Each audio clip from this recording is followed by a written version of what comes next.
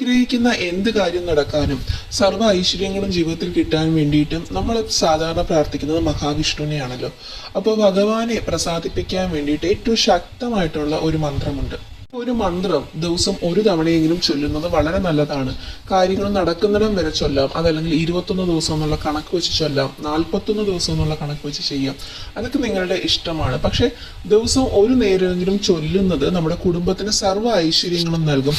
കടങ്ങൾ മാറുകയും കുട്ടികൾക്ക് നല്ല വിദ്യാഭ്യാസം കിട്ടുകയും ജോലി തടസ്സം മാറുകയും ഒക്കെ ഉണ്ടാവുന്നതാണ്.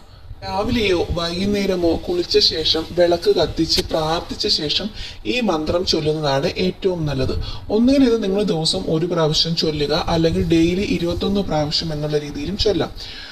എങ്ങനെയാണെങ്കിലും കുഴപ്പമില്ല. ശരീരശുദ്ധിയും മനഃശുദ്ധിയും ഉണ്ടാവണം എന്ന് നിർബന്ധമാണ്.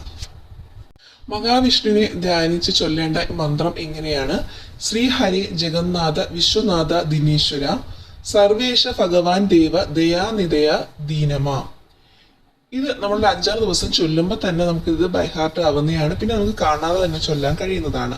വളരെ ശക്തിയേറിയ ഒരു മന്ത്രമാണ്. പ്രത്യേകിച്ച് ഈ നോർത്ത് ഇന്ത്യൻസ് ഒക്കെ അവർ സാധാരണ ചൊല്ലുന്ന മന്ത്രങ്ങളാണിത്. നമ്മൾ മലയാളികൾ അത്ര ഇത് ചൊല്ലി കണ്ടിട്ടില്ല. പക്ഷേ നോർത്ത് ഇന്ത്യയിലൊക്കെ കൂടുതൽ പ്രചാരത്തിലുള്ള ശ്ലോകമാണിത്. ഓരോ വരികളും ചൊല്ലുമ്പോൾ ഭഗവാനെ മനസ്സിൽ ധ്യാനിക്കുക. മഹാവിഷ്ണുവിൻ്റെ ശംഖചക്രധാരിയായിട്ട് നിൽക്കുന്ന ആ രൂപം മനസ്സിൽ ധ്യാനിച്ചിട്ട് വേണം ഇത് ചൊല്ലേണ്ടത്. രാവിലെ വിളക്ക് കത്തിച്ചിട്ട് ചൊല്ലാം, അതല്ലെങ്കിൽ വൈകുന്നേരം വിളക്ക് കത്തിച്ചിട്ട് ചൊല്ലാം. ശരീരശുദ്ധി ഉറപ്പായിട്ടും ഉണ്ടാവണം. പീരീഡ്സിന്റെ സമയത്തൊന്നും ചൊല്ലാൻ പാടില്ല. ബാലായ്മ ഈ സമയത്തൊന്നും ചൊല്ലാൻ പാടില്ല. ശുദ്ധി അട്ടിക്കുന്ന സമയത്ത് മാത്രമേ ചൊല്ലാൻ പാടുള്ളൂ.